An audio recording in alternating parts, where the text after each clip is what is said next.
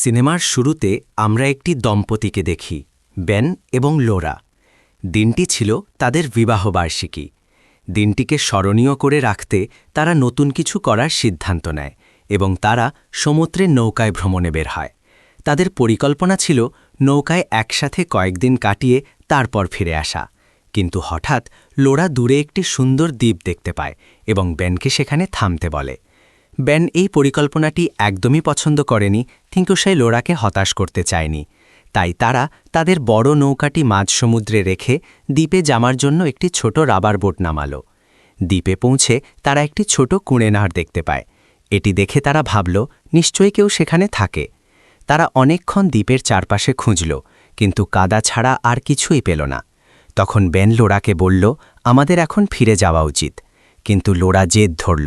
সে বলল, তারা যখন এতদূর এসেই পড়েছে, তখন আরেকটু ভালো করে দেখা যাক। একটু সামনে গিয়ে তারা কিছু পুরনো মেশিন দেখতে পেল। বেন আন্দাজ করল যে কয়েক বছর আগে হয়তো বিজ্ঞানীরা এখানে এসেছিলেন কোনো পরীক্ষা নিরীক্ষা করার জন্য। তবে তারা তখনও কাউকে খুঁজে পায়নি। তাই যাওয়ার আগে তারা কিছুক্ষণ সেখানে বিশ্রাম নেওয়ার সিদ্ধান্ত নিল। তারা একসাথে বসে গল্প করছিল, সুন্দর সব স্মৃতি তৈরি করছিল। লোরা এবং বেন অনেক ছবিও তুলল। কিন্তু হঠাৎ বেন লক্ষ্য করল যে আকাশ অন্ধকার হয়ে আসছে। সে বুঝতে পারল একটি ভয়াবহ ঝড় ধেয়ে আসছে।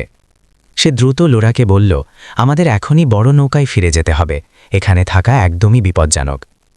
শীঘ্রই তারা তাদের ছোট রাবার বোটে উঠল এবং প্রাণপণ ফিরে যেতে শুরু করল।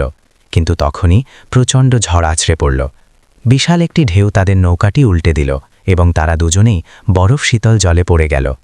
তারা জানত যে এই কনকনে ঠান্ডা জলে বেশিক্ষণ থাকলে তারা মারা যাবে। তাই নিরুপায় হয়ে তারা সাঁতরে আবার দ্বীপে ফিরে যাওয়ার সিদ্ধান্ত নিল। কিন্তু দ্বীপে কোনো নিরাপদ জায়গা ছিল না, আর ঠান্ডাও ক্রমশ বাড়ছিল। তারা কোনোমতে অল্প আগুন জ্বালাতে সক্ষম হল এবং এক চরম ভয়ের মধ্যে দিয়ে রাতটি কাটাল। পরদিন সকালে তারা এক নতুন বিপদের সম্মুখীন হল। তারা কোথাও তাদের বড় নৌকাটি দেখতে পেল না। লোরা আতঙ্কিত হয়ে বেনকে বলল, তুমি নিশ্চয়ই নোঙর ঠিকমতো ফেলোনি, সেই কারণেই নৌকাটি ভেসে চলে গেছে। বেন হতাশ হয়ে উত্তর দিল, না, আমি নৌকাটি ঠিকভাবেই বেঁধেছিলাম। তারা দুজনেই মনে মনে জানত যে সেই ভয়াবহ ঝড়ই তাদের বড় নৌকাটিকে ভাসিয়ে নিয়ে গেছে। তবুও শেষ আশায় তারা দ্বীপের চূড়ায় ওঠার সিদ্ধান্ত নিল। কিন্তু হায়, উঁচু পাহাড় থেকেও কোথাও নৌকাটি দেখা গেল না। অবশেষে তারা কঠিন সত্যিটা মেনে নিতে বাধ্য হল। তারা এই জনমানবহীন দ্বীপে আটকা পড়েছে। পরিস্থিতি আরও খারাপ হল যখন তাদের ছোট নৌকার ইঞ্জিনটিও তেল ফুরিয়ে বন্ধ হয়ে গেল। তার মানে তাদের এখন দাঁড় টেনে যেতে হবে। কিন্তু তারা বাড়ি থেকে ছিল অনেক দূরে। লোরা বেনকে কেঁদে বলল, আমরা অতদূর দাঁড় টেনে যেতে পারবো না। আবহাওয়াও খুব খারাপ। যদি ঝড় আবার আসে তবে আমরা দুজনেই মারা যাব। আপাতত দ্বীপেই থাকা ভালো।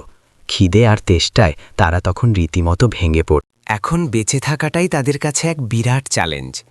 তারা আলাদা হয়ে দ্বীপের চারপাশ খুঁজল, কিন্তু কোনো মানুষের চিহ্ন পেল না। তবে তাদের পরিশ্রম বৃথা গেল না। অবশেষে তারা পরিষ্কার জলের একটি ছোট ঝর্ণা খুঁজে পেল। তারা তৃপ্তি ভরে জল পান করল এবং কিছুটা জমিয়ে রাখল। কিন্তু এবার প্রয়োজন খাবারের। সেই রাতে তাদের কেবল গাছের পাতা খেয়েই কাটাতে হলো। কাছে কোনো রেডিও বা ফোন নেই। তারা সাহায্যের জন্য কাউকে ডাকতেও পারছিল না। তাই তারা বালুর ওপর বড় করে SOS চিহ্ন তৈরি করল। কিন্তু তারা জানত এটা কেবল ভাগ্যের ওপর নির্ভর করছে। যদি কয়েক বছর এখানে কেউ না আসে, তবে কেউ তাদের বাঁচাতে পারবে না। তবুও তাদের টিকে থাকতেই হবে। তারা পুরনো মেশিনের টুকরোগুলো ব্যবহার করে নিজেদের জন্য একটি ছোট আশ্রয় তৈরি করল। একটি ক্যান খুঁজে পেল তারা, যা জল ধরে রাখার কাজে লাগল। এভাবেই দিন কাটতে লাগল। প্রতিদিন তারা খাবারের সন্ধানে বের হতো, কিন্তু কিছুই পেত না। হঠাৎ একদিন তারা দ্বীপে 3টি কবর দেখতে পেল। তারা বুঝতে পারল এখানে মানুষ বাস করত, কিন্তু এখন তারা আর বেঁচে নেই। এটি দেখে লোরা খুবই বিষণ্ণ হয়ে পড়ল। কিন্তু বেন তাকে সান্ত্বনা দিয়ে বলল, হাল ছেড়ো না লোরা, একদিন ঠিক কেউ না কেউ আমাদের বাঁচাতে আসবে। কয়েকদিন না খেয়ে থাকায় লোরা ভীষণ দুর্বল হয়ে অজ্ঞান হয়ে গেল। বেন তাকে কাঁধে করে কুঁড়ে ঘরে ফিরিয়ে আনল। সকালে লোরার যখন জ্ঞান ফিরল, সে দৃঢ় কণ্ঠে বলল, আমরা কেবল সাহায্যের আশায় বসে থাকতে পারি না, আমাদের বেঁচে থাকার জন্য সাহসী হতে হবে। এই বলে সে কিছু লাঠি নিয়ে সেগুলো ধারালো করতে শুরু করল শিকার করার জন্য। তারা তাদের ছোট নৌকায় চড়ে দ্বীপের অন্য প্রান্তে গেল এবং সেখানে অনেক পেঙ্গুইন দেখতে পেল।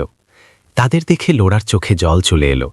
সে আগে কখনো কোনো প্রাণীকে আঘাত করেনি, কিন্তু আজ বাঁচার তাগিদে তাকে এটাই করতে হবে। সেদিন তারা পেঙ্গুইন শিকার করল এবং অনেক দিন পর পেট ভরে খাবার খেল। এই খাবার তাদের শরীরে শক্তি আর মনে নতুন করে সাহস ফিরিয়ে দিল। বেঁচে থাকার আশা তাদের আরও বেড়ে গেল। তারা প্রতিকূলতায় টিকে থাকতে শিখে গিয়েছিল, কিন্তু তবুও প্রতি মুহূর্তে তারা বাড়ি ফেরার স্বপ্ন দেখত। তবে সময় যত গড়াচ্ছিল, বাস্তবতা ততই কঠিন হয়ে উঠছিল। প্রতিদিন তারা সমুদ্র তীরে দীর্ঘক্ষণ দাঁড়িয়ে থাকত, এই আশায় যে দূরে কোনো জাহাজ দেখা যাবে। কিন্তু দিন শেষে কোনো সাহায্য না পেয়ে তারা হতাশ হয়ে আশ্রয়ে ফিরে আসত। এভাবে 1 মাস পার হয়ে গেল। একদিন তারা শিকারে গিয়ে দেখল সব পেঙ্গুইন চলে গেছে। এটি লোরার মন একেবারে ভেঙে দিল। তার সেই প্রথম দিনের কথা মনে পড়ে গেল। লোরা বেনকে আর্তনাদ করে বলল, আমি আর এখানে থাকতে পারছি না বেন, চলো এই ছোট নৌকাতেই পালানোর চেষ্টা করি। বেন তাকে বুঝিয়ে বলল, লোরা, তুমি আবেগের বশবর্তী হয়ে পড়ছ। এই ছোট নৌকায় আমরা অত বড় সমুদ্র পাড়ি দিতে পারবো না। আমাদের কাছে কোনো মানচিত্র নেই, আমরা পথও জানি না।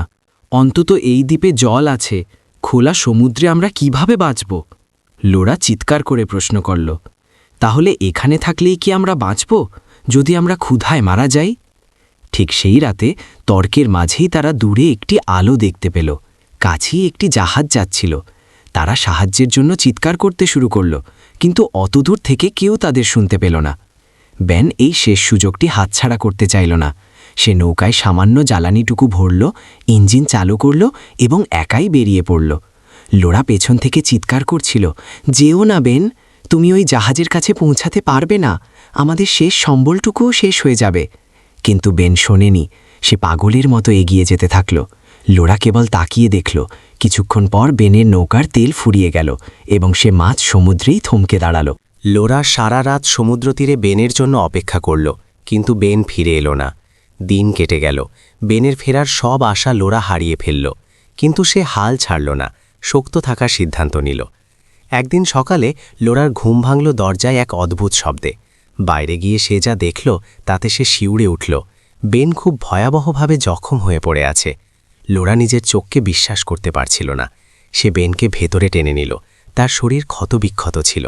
বেন যন্ত্রণায় কাতরাতে কাতরাতে বলল, আমি জাহাজের কাছে পৌঁছাতে পারিনি লোরা। ঢেউ আমাকে পাথরের ওপর আছড়ে ফেলেছিল। নৌকাটি ভেঙে গেছে, কিন্তু আমি আশা ছাড়িনি।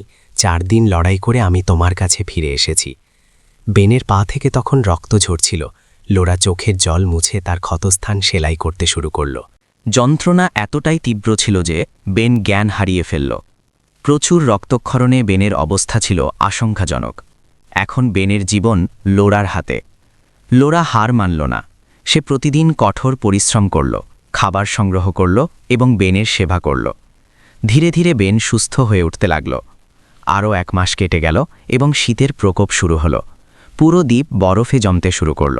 লোরা জানত এই প্রবল ঠান্ডা তারা সহ্য করতে পারবে না। শীত আসার আগেই তাদের এখান থেকে যেতেই হবে।